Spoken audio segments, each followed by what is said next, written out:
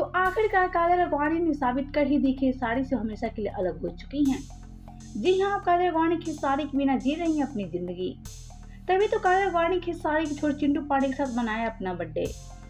लेकिन ऐसे में इस सब के चक्कर में काजल ने की बहुत ही बड़ी गलती। जी हाँ, काजल अडवाणी भूल बैठी अपनी होश आवाज, क्योंकि कल तक ऐसा लग रहा था कि खेसारी काजल फिर से एक हो गए। लेकिन अब काजल ने जो किया वो काजल अडवाणी को काफी महंगा पड़ने वाला है।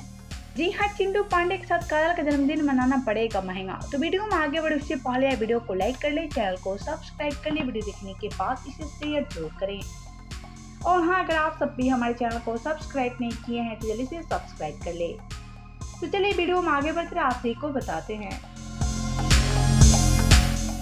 तो जैसा कि आप सभी जानते हैं, कल तक ऐसा लग रहा था कि खेसारी काजल की दुश्मनी खत्म हो गई। जी हाँ, क्योंकि खेसारी काजल को प्यार से बर्थडे विश किए थे और जैसे ही खेसारी काजल को अपनी सोशल साइट के जरिए बर्थडे विश की, उसके बाद ऐसा लग रहा था कि खेसारी काजल फिर से एक हो गए।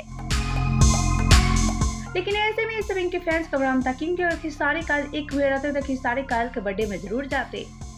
लेकिन ऐसे में काजल अडवाणी खेसारी के छोटे चिंटू पांडे के साथ अपना बर्थडे सेलिब्रेट किया और ऐसे में इस सब को लेकर खेसारी अब अपने प्रोजेक्ट से काजल अडवाणी को निकाल सकते हैं।